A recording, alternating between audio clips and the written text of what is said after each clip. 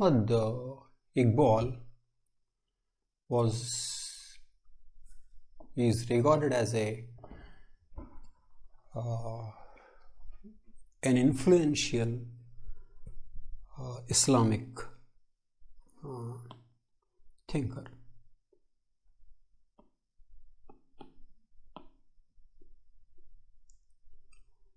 He is also called Allama Iqbal. Allama Iqbal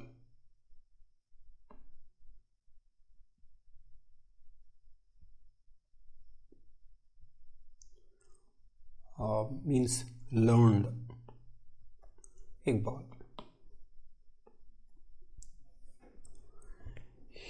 He was born in Sialkot, now in Pakistan. His grandfather was a Kashmiri Brahmin. Okay. So Iqbal regarded himself as a son of a Kashmiri Brahmins, but acquainted with the wisdom of Rumi and Tabriz. Rumi and Tabriz are Sufi scholars. Iqbal worked as a lecturer in Oriental College, Lahore, and after that he left for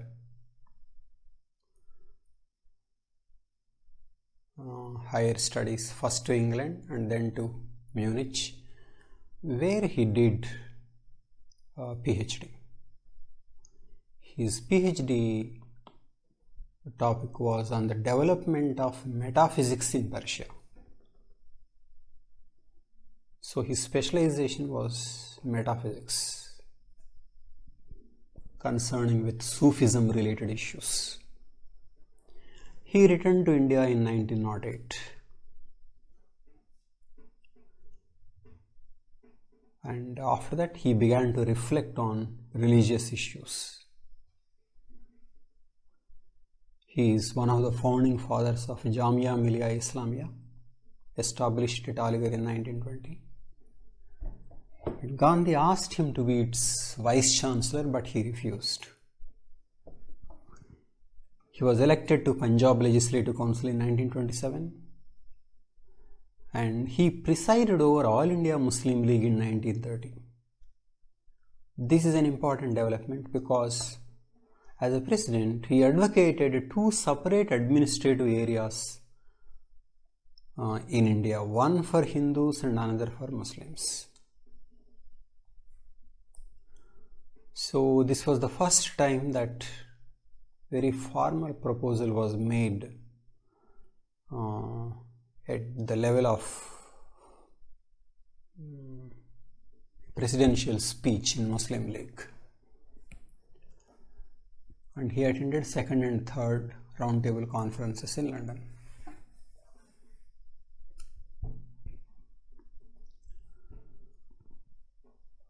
Among three Muslims who contributed to formation of Pakistan,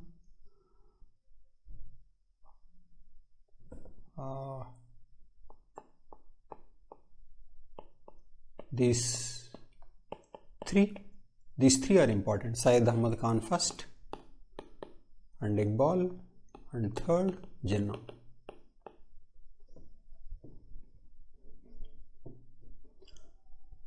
Okay. And Iqbal's main specialization was poetry, and through poetry he impacted the entire Muslim world.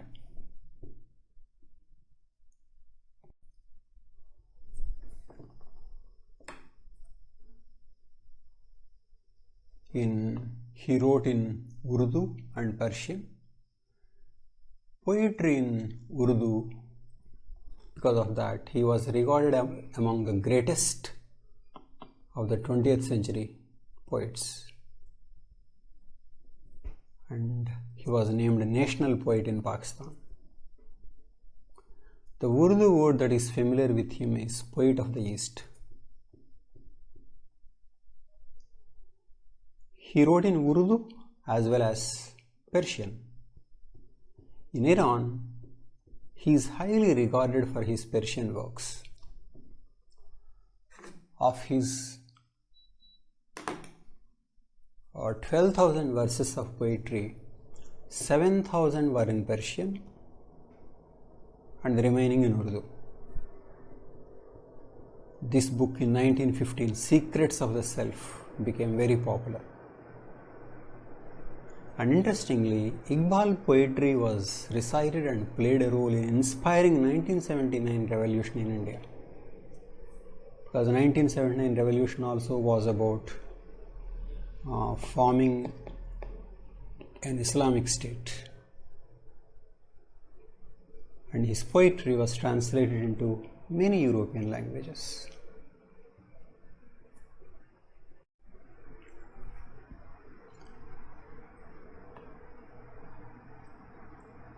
Ayatollah Ali Khamenei, who is second supreme leader of Iran and currently the most important person in Iran, has these things to say. Iqbal was not acquainted with Persian idiom as he spoke Urdu at home and talked to his friends in Urdu or English. He did not know the rules of Persian prose writing. In spite of not having tasted the Persian way of life, never living in the cradle of Persian culture and never having any direct association with it, he cast with great mastery the most delicate, the most subtle and radically new philosophical themes into the mold of Persian poetry, some of which are unsurpassable yet. Okay. And in the first Iqbal summit in Tehran in 1986, Khamenei stated that in its conviction that the Quran and Islam are to be made the basis of all revolutions and movements, Iran was exactly following the path that was shown to us by Iqbal. So, Supreme Leader was saying that Iran was following what Iqbal asked the Muslims to follow. So it is a very high compliment coming from him. Okay. So why did he get this name and what are his essential ideas?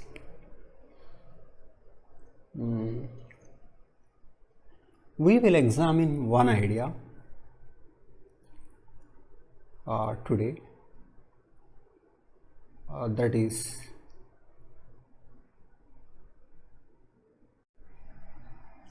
why a Muslim state is needed for Muslims. Why Muslims need an Islamic state.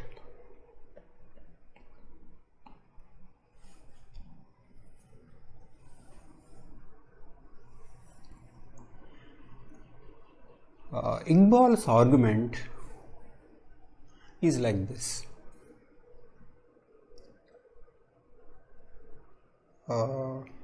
But before coming to Iqbal's argument, let us have a look at how intellectuals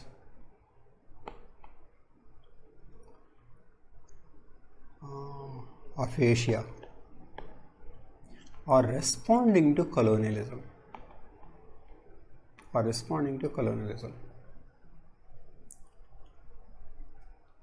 Colonialism meant the British, here in the context of Asia, the British came and they were ruling. and they were also seen as Christians.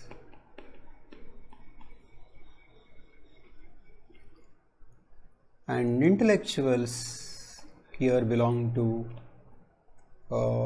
two different communities, Hindu and Muslim.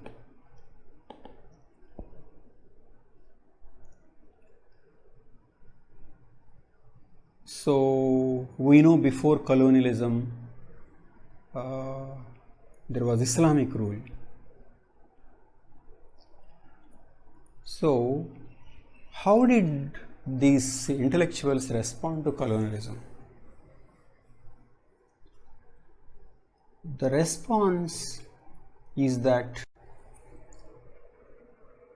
or some of the people responded this way: the West is good, but not perfect, and we were good at one time,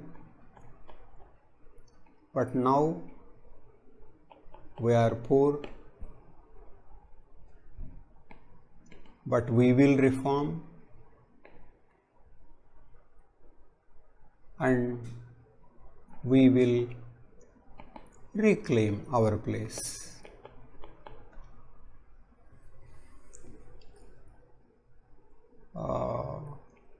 Take for example Gandhi or even Tagore. They were critical of the West.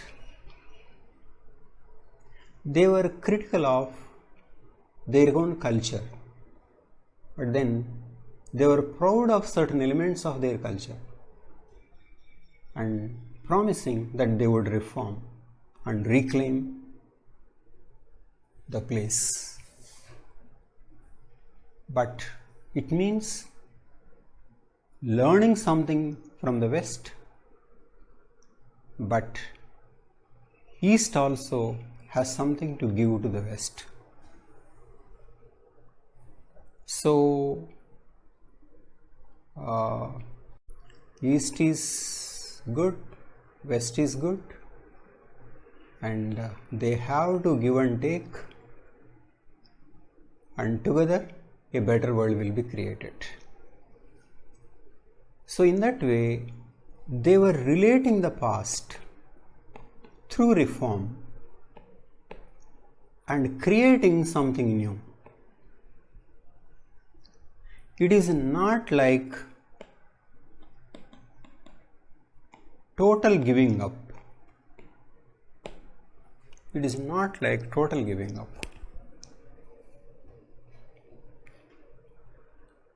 So Iqbal comes under this category. But the question is, they may differ in terms of what is bad in the East and what is good in the East and what to reform. In the same way in the West, what is bad, what is good, and what to take or what not to take. Okay. So here you can say comparison between Iqbal and Gandhi and Tagore with this ends. But the difference is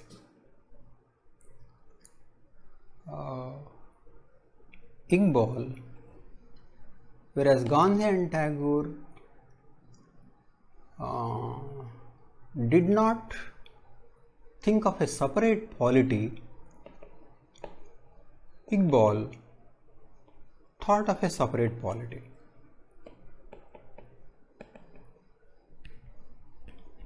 So this is the difference.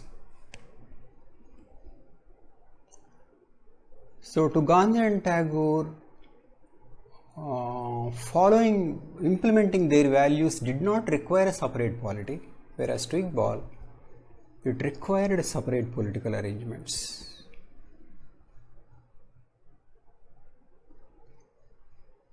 Okay. So let us see what Iqbal said on these issues.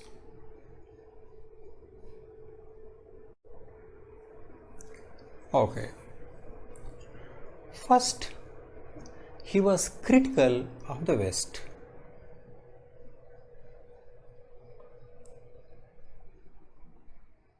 Okay. This is what he said. In 1931, Iqbal was addressing Cambridge students. He said, "I would like to offer a few pieces of advice to the young men who are at present studying at Cambridge. I advise you against atheism and materialism. The biggest blunder made by Europe was separation of church and state. This deprived their culture of moral soul and diverted it to atheistic materialism. I had 25 years seen through the drawbacks of the civilization and therefore had made some prophecies.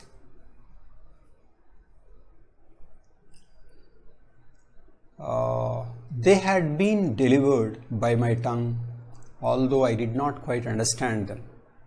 This happened in 1907. After 6 or 7 years, my prophecies came true, word by word.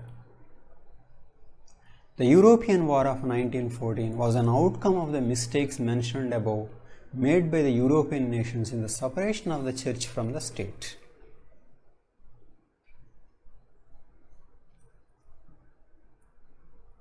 So Iqbal was saying that religion and politics separated, because of which religion played no role and politics without any morality became important. So it became atheism, materialism, which means consumerism,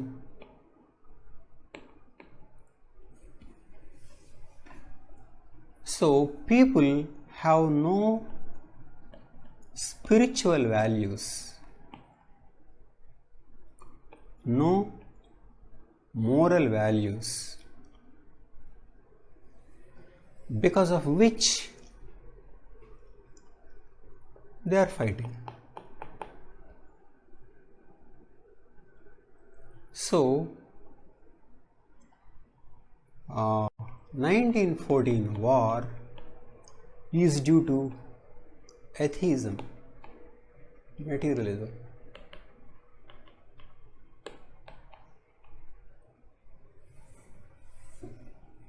Okay.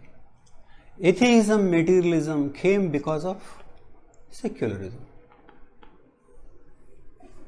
So Iqbal would reject atheism, materialism and secularism.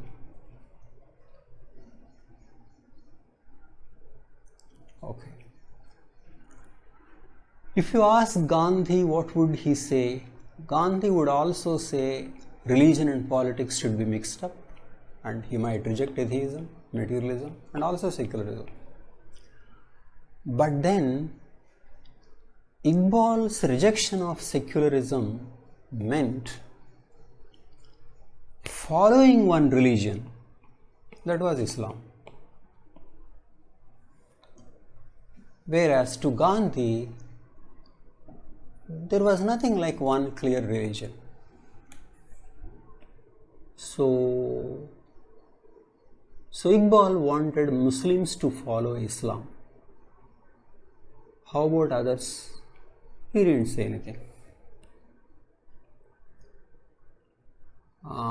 Because Muslims have to follow Islam, then they need a separate state. Okay.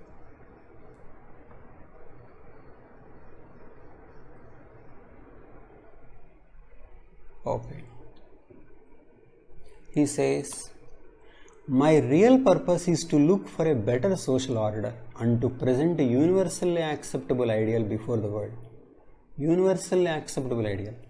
But it is impossible for me in this effort to outline this ideal, to ignore the social system and values of Islam, which most important objective is to demolish all the artificial and pernicious distinctions between caste, creed, color and economic status. So, he wants to propose an ideal, and he says, how can that ideal be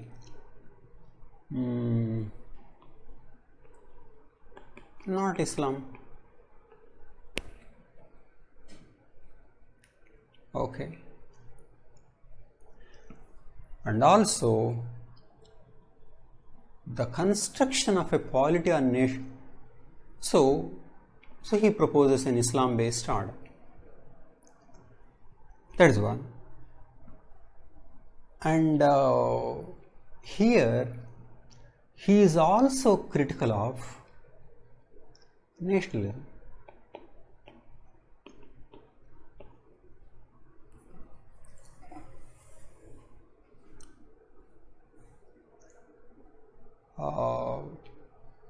But his criticism of nationalism is different from Tagore's criticism of nationalism. Tagore wants nations, but he doesn't want people to take nations so seriously. Nations are like administrative arrangements. But to Iqbal, nationalism can mean moving away from Islam, because he wants Islam to be the basis for relationship across groups. So he wants Islamic nations, Islamic groups, Muslims all around to feel like one. So that is why the construction of polity on national lines is unthinkable to a Muslim. So Muslims should be one.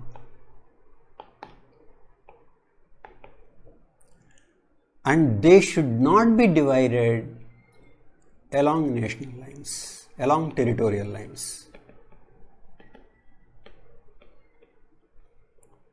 Okay. So, Iqbal is against nationalism because it prevents Muslim unity. And that's why he denounced territorial nationalism, atheistic socialism. Socialism is good. Islam also, according to him, believes in socialism, but Islam socialism is not atheistic. Nationalism destroys fraternity among Muslims across the nations. So, in that sense, he is against nationalism. He is against. But he is for Islam-based fraternity. So, Iqbal's criteria is preservation of Islamic unity, preservation of Islam, and Muslims coming together and becoming an important force in the world. So you can see Iqbal's concern is about Muslims. This is how he is different from Gandhi and Tagore, where they are thinking about, I would say, human being. Of course, with one minor change. That is, Gandhi and Tagore belonged to Hinduism, and so in an undivided India, Hindus would dominate. But Iqbal belongs to Islam, and if there is no separate Pakistan, then there would be majoritarianism. So Muslims would lose. So Iqbal's position is different from Gandhi and Tagore, but Iqbal is not saying it is simply because of majoritarianism. He is giving much bigger causes. That is why he is considered a spiritual father. That is why Iran also is inspired. So Iqbal's argument is not that we will be subjected to majoritarianism and that is why we want to separate Pakistan. That would be Jinnah's argument. But Iqbal is much more than that. Iqbal's argument is much more than that.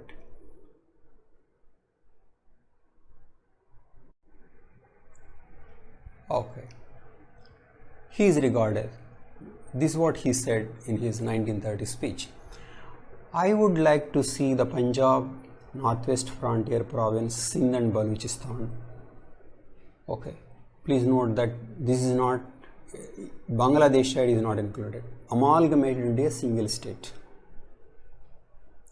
Self-government within the British Empire or without the British Empire, the formation of a consolidated Northwest Indian Muslim state appears to me to be the final destiny of the Muslims, at least the Northwest India.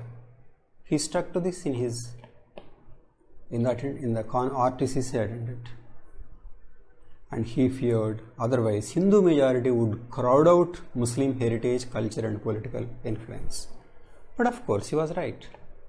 So his fear of majoritarianism is right. But Iqbal is proposing something more than that. So though at one time he said, Sare jahan se acha, Hindustan hamara, India is the best in the whole world, wrote this in 1904, he changed because he saw the tendencies of majoritarianism. Okay. So this is the reason why Iqbal wanted a separate state. Remember, this is not like Pakistan. It is not a separate nation. He was only proposing a kind of an administrative arrangement. Okay, but this is one of the landmark developments that finally created Pakistan.